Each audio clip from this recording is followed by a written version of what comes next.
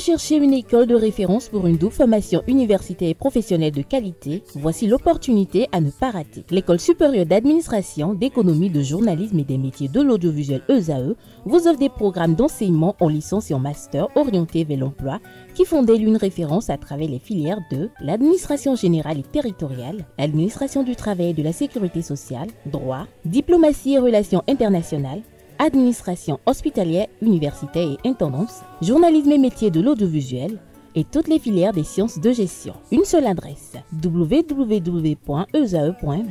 Rendez-vous dès maintenant sur nos campus ESAE Bedjromende au numéro 90 93 65 21 ou au numéro 98 98 14 00. Paracourt sur le numéro 52 46 12 12.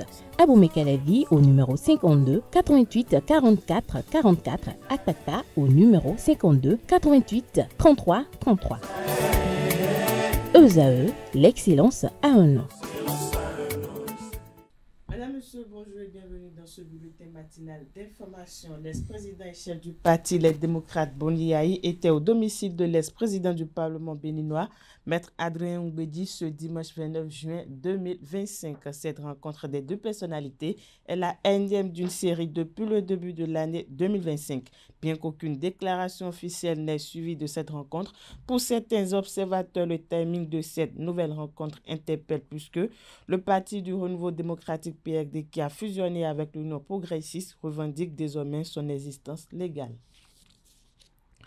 Dans la soirée du vendredi 27 juin dernier, un accident de la circulation s'est produit au carrefour Ita dans la commune d'Abomey-Calavi. Un conteneur de 40 pieds mal arrimé sur un camion transportant des sacs de maïs s'est renversé sur les usagers de la route, faisant un mort et 4 blessés graves. Aneldo pour le reportage.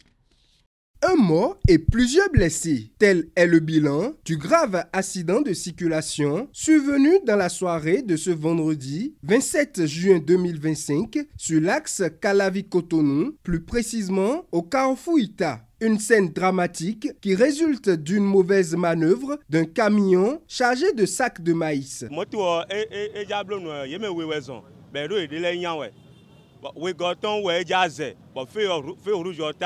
Bon, mais noté.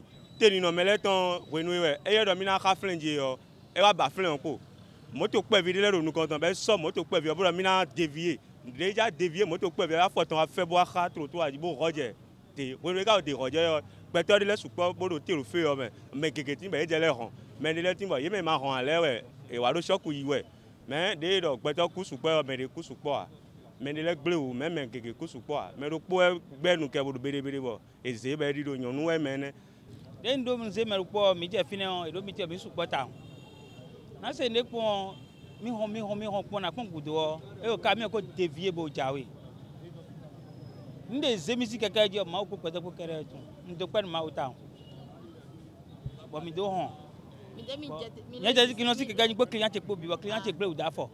Un accident de circulation qui a connu une réaction prompte des autorités au plus haut niveau de l'État. Je traversais le carrefour quand j'ai été alerté de la situation. Donc la réaction a été immédiate. Comme d'habitude, aussitôt les sapeurs-pompiers se sont déployés sur les lieux, puisqu'il y avait déjà un début d'incendie qu'ils ont pu maîtriser et leur véhicule de transport médicalisé également était là. Et les ambulances de Calavi et le SAMU ont été aussitôt mobilisées. Et cela a permis de récupérer dans la foulée les 5 blessés que nous avions, dont 3 ont été transportés à Ménotin et 2 au CNHU. Malheureusement, le couple qui est arrivé au CNHU, à leur admission, la femme malheureusement était déjà décédée. Donc le mari est au soin et actuellement on est en train de faire le nécessaire pour que sa vie soit sauvée. Et sur Ménotin, nous avons 2 blessés dont l'état est stable, mais un blessé dont l'état est suffisamment grave, qui est polytraumatisé, que nous avons transféré vers le CNHU. Et les soins adéquats également lui sont prodigués. Comme d'habitude dans ce genre de situation, le gouvernement ne réfléchit pas et agit promptement de façon à prendre en charge sans aucun frais les victimes. Ça va être plus de vigilance désormais, ça va être plus de surveillance, ça va être plus de sanctions et d'informations, plus de balisage pour informer, mais ça va être également beaucoup plus de sanctions vis-à-vis des conducteurs indélicats, des propriétaires qui ne respectent pas les règles, le code de la route.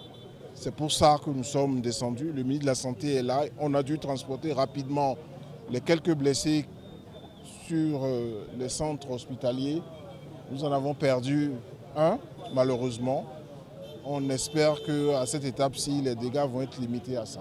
Cet accident de circulation alerte les citoyens à plus de prudence sur la route. Les autorités s'engagent à prendre les mesures nécessaires pour éviter ces cas dramatiques.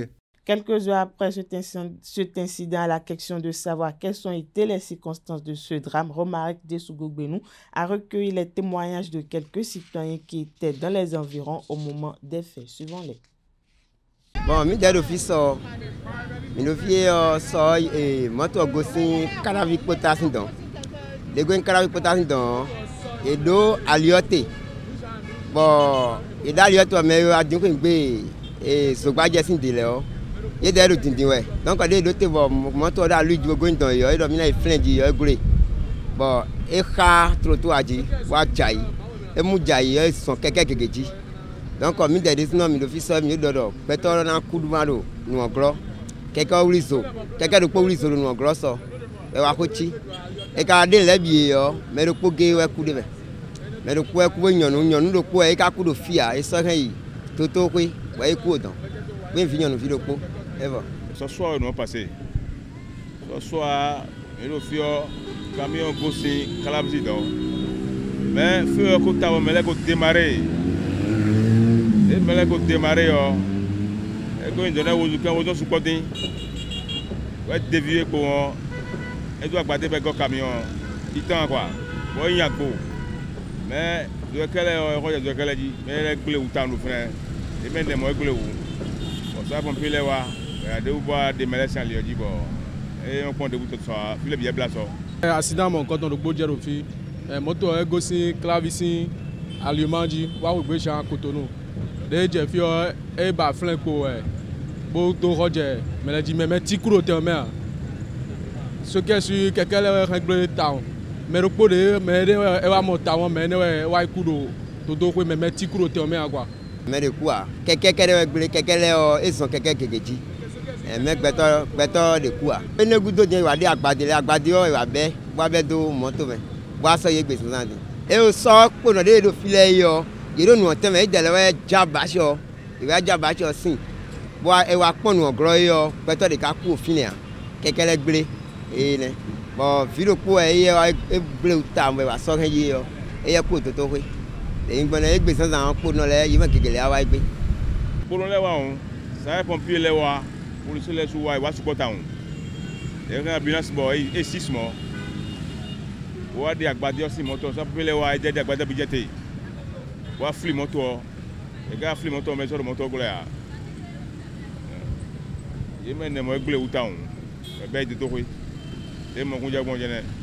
Dans un autre registre à présent, au moins 6 terroristes ont été neutralisés, plusieurs armes et des motos saisies. C'est le résultat des opérations menées les 24 et 28 juin dernier dans la zone dite Pointe Triple dans le nord du pays. Après l'offensive du 24 juin, 4 jours plus tard, les commandos des forces armées béninoises ont lancé une nouvelle offensive dans la même région. Cette fois, la cible était une base en cours d'installation dans la zone frontalière entre le Bénin, le Niger et le Burkina Faso.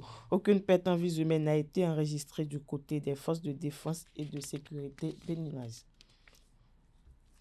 Le 27 juin dernier, les acteurs du projet basé sur l'amélioration de l'hygiène et de la sécurité sanitaire se sont réunis en atelier de mi-parcours. Cette plénière qui s'est déroulée dans une salle de réunion de la place a permis d'évaluer l'évolution du projet et procéder à des réorientations. Anel Dorou pour le reportage.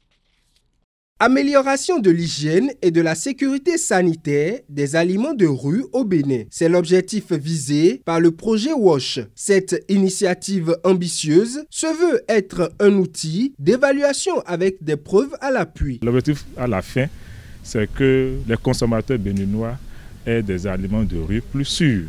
Et l'hygiène autour des aliments de rue ne doit pas être considérée comme un luxe. Et ce n'est pas parce qu'on n'a pas de l'argent pour aller acheter dans un restaurant très équipé qu'on doit tomber malade parce qu'on mange des aliments de rue. Donc nous veillons à ce que tout le monde ait accès à un aliment sûr et sain. C'est une plateforme multidisciplinaire, multi-acteurs, et nous nous réunissons pour orienter le projet vers l'atteinte des objectifs qui vont être utilisés pour, encore une fois, je me répète, améliorer la situation qui n'est pas du tout reluisante actuellement.